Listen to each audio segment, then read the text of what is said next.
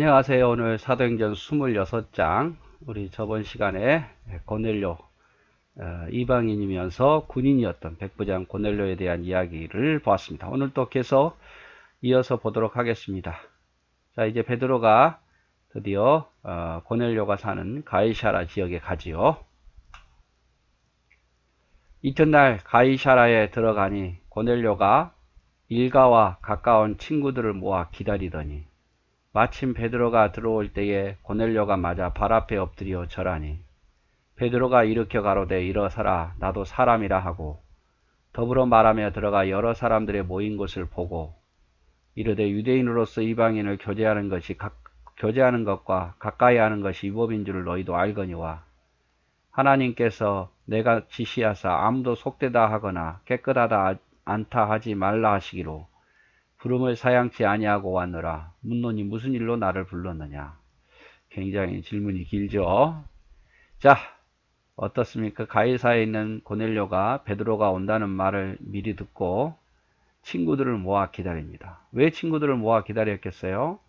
베드로가 하는 그 복음을 듣기 위해서죠. 자기만 듣는 게 아니라 모두 함께 듣고 싶어서 친구들을 다 불러 모은 거예요. 그 친구들은 대부분 다 이방인들이겠죠.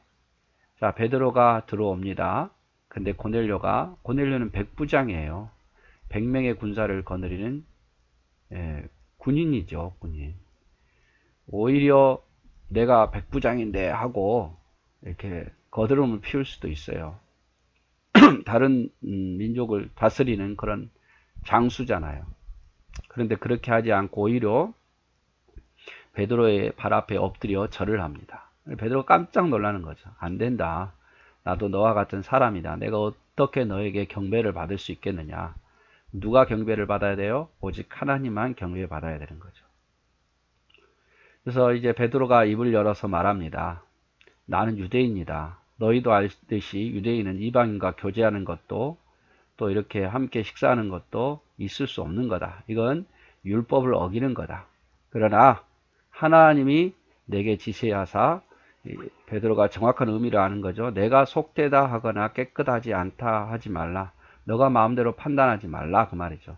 하나님이 속되다 한 것, 하나님이 정결하다 하는 것을 너가 속되다 하지 말라. 그러므로 만나라 이렇게 말씀하셔서 여기 왔다 그 말이에요. 유대법으로는 안 되지만 하나님이 명령하셨으니까. 그래서 내가 부름을 사양치 않고 왔노니 도대체 왜 나를 불렀느냐 이 말이죠. 고넬료가 답을 하겠죠. 고넬료가 가로되 나흘 전 이맘때까지 내 집에서 제9시 기도를 하는데 호련히 한 사람이 빛난 옷을 입고 내 앞에 서서 이제 있었던 일을 사흘 전에 있었던 일을 이제 말하는 거죠. 고넬료야 하나님이 내 기도를 들으시고 내 구제를 기억하셨으니 사람을 요바에 보내어 베드로 하는 시몬을 청하라. 저가 바닷가 피장 시몬의 집에 우거하느니라 하시기로 내가 곧 당신에게 사람을 보내었더니 오셨으니 잘하였나이다. 이제 우리는 주께서 당신에게 명하신 모든 것을 듣고자 하여 다 하나님 앞에 있나이다. 듣고자 하여. 가장 큰 목적이죠. 하나님의 말씀을 듣고자 하는 거예요. 고넬료는 친구들을 모아 베드로를 영접한다. 함께 말씀을 듣고 구원받고자 함이었을 것이다. 베드로가 도착하자 고넬료는 마치 종인 것처럼 베드로 발 앞에 절한다. 고넬료는 정복자의 자세가 아니라 베드로를 초월적인 선지자로 접대했다. 세상에서 보는 신분은 훨씬 더 고넬료가 높아요. 그러나 하나님의 말씀을 증거하는 전파자이기 때문에 오히려 자신이 종인 것처럼 접대를 하죠. 하나님의 종을 대하는 자세를 보여주고 있다. 하나님의 사자 역시 어떠한 자세의 함을 보여준다. 오직 하나님께만 영광을 받도록. 여러분 이 얼마나 아름다운 모습입니까? 여러분 사역자를 정말 최선을 다해서 섬겨야 돼요. 그리고 사역자 역시 교만하면 안 돼요. 오직 하나님께 영광 받도록 겸손해야 돼요. 이게 정상적인 것 아니겠습니까? 그런데 이게 점점 이게 낮아지다 보니까 여기저기서 문제가 많이 참 생기는 것 같아요. 제가 목회자라서 목회자 입장에서 크게 말할 수도 없고, 그러나 분명한 것은 성도가 목자를 잘 섬기고 목자 역시 성도를 사랑하면서 교만하지 않으면 그것처럼 복된 게 없어요. 고넬료는 왜 베드로를 초청했는지 설명하고 하나님의 말씀을 모두 듣기를 간절히 사모한다 라고 말합니다. 하나님은 그 사모하는 고넬료에게 은혜를 내리시죠. 베드로가 입을 열어 가로되 내가 참으로 하나님은 사람을 외모로 취하지 아니하시고 각 나라 중 하나님을 경외하며 의를 행하는 사람은 하나님 받으시는 줄을 깨달았노라. 이제 베드로가 더 깨달은 거예요. 하나님은 외모로 취하지 아니한다. 뭔 말입니까? 하나님은요, 유대인이든 이방인이든 다 구원받기를 원한다. 그 말. 이제 내가 그걸 깨달았다. 그 말.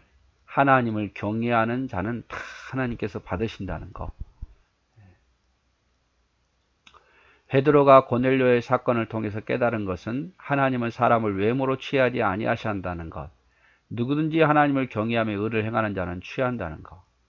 그래서 우리도 마찬가지 어떤 형편에 취하든 간에 구제하고 기도하고 작으면 작은 대로 또 기도하면 그런 모습을 하나님 기뻐한다는 거죠. 그러므로 우리는 더욱이 예수 그리스도를 믿고 주께 순종하는 자는 우리의 형제와 자매임을 기억하고 사랑하며 섬겨야 된다. 그래서 하나님을 경외하는 자는 하나님이 다 받으시듯이 예수 그리스도를 믿는 자하고 순종하는 자는 우리가 신분과 상관없이 다 우리가 받아들여야 돼요. 36절 만유의 주 되신 예수 그리스도로 말미암아 화평의 복음을 전하사 이스라엘 자손에게 보내신 말씀. 이제 베드로가 설교하죠.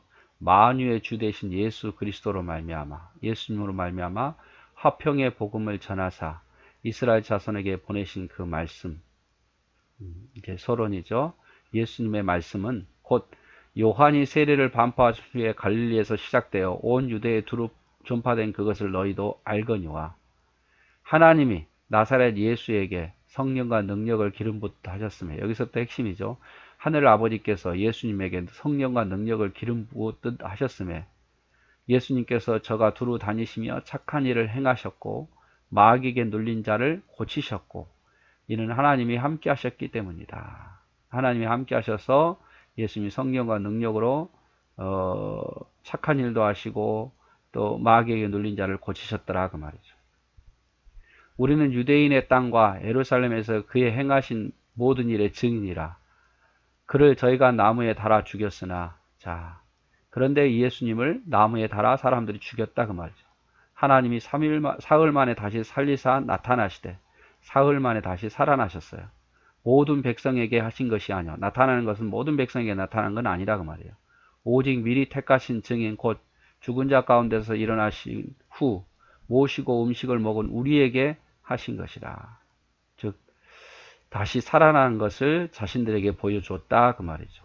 이 일의 증인이다 그 말이에요. 제자들이 우리를 명하사 백성에게 전도하되 하나님이 산자와 죽은 자의 재판장으로 정하신 자가 곧 이 사람인 것을 증거하게 하셨고 우리에게 이 사실을 알리게 하셨단 말이에요. 그분은 우리의 재판장이다 그 말이에요. 예수님은 저에 대하여 모든 선지자도 증거하되 저를 믿는 사람들이 다 그의 이름을 힘입어 죄사함을 받는다 하였느니라. 자, 그 사람을 믿으면 다 죄사함을 받고 심판에 이르지 않는다. 복음의 핵심이죠. 하나님이 그를 능력 주셔서 그가 많은 기적을 행했지만 사람들이 그를 나무에 달아 십자가에 죽였고 그러나 그분은 3일 만에 살아났다. 우리가 이 일의 증거다.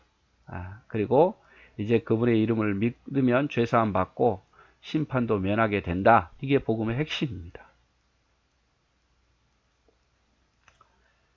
베드로는 복음의 핵심만 간단하게 전한다.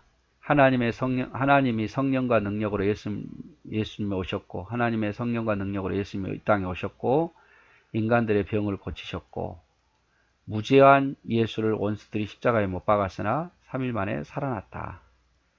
우리는 이 일의 증인으로 삼으셨고 이 말을 믿는 자는 다 죄사함 받고 구원을 얻게 된다. 이게 복음의 핵심이에요. 베드로가 이 말할 때에 성령이 이 말씀을 듣는 모든 사람에게 내려오시니 뭐가 성령이 역사하신 거예요. 야, 참 오순절의 그 성령의 역사가 이곳에도 이방인들에게도 역사합니다. 베드로와 함께 온 할례 받은 신자들이 베드로와 함께 요바에서 두 사람이 왔다 그랬죠. 할례받은 신자들이 이방인들에게 성령 부어주심을 인하여 놀랐다.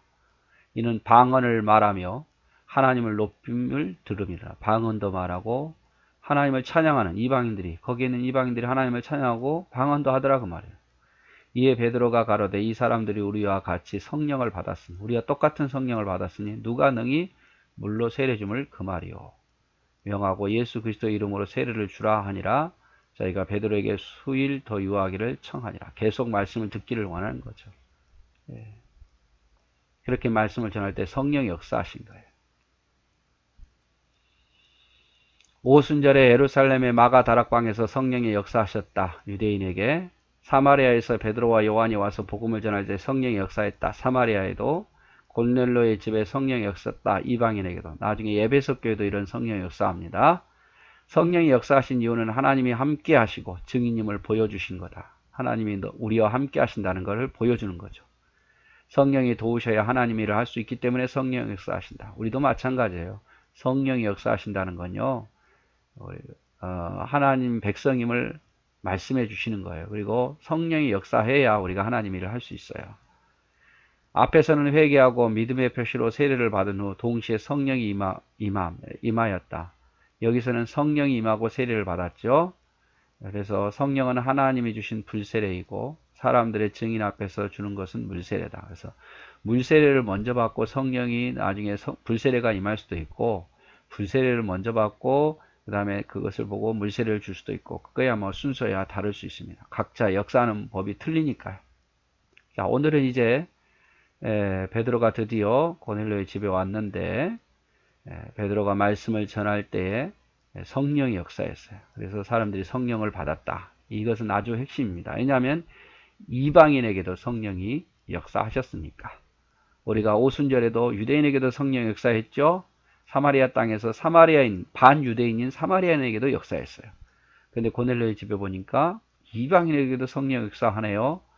그러므로 하나님의 뜻은 모든 자가, 믿는 자가 다 구원받기를 원하신다 이 말이에요. 구원받기를 원하신다. 여러분 그걸 꼭 기억했으면 좋겠습니다. 이런 말을 하죠. 어디 있나요? 한번 찾아보고 끝낼까요? 각 나라 중 하나님을 경외하며 의를 행하는 사람은 하나님 받으신 줄을 깨달았다. 이걸 깨달은 거예요. 네, 오늘도 수고하셨습니다. 사랑하고 축복합니다.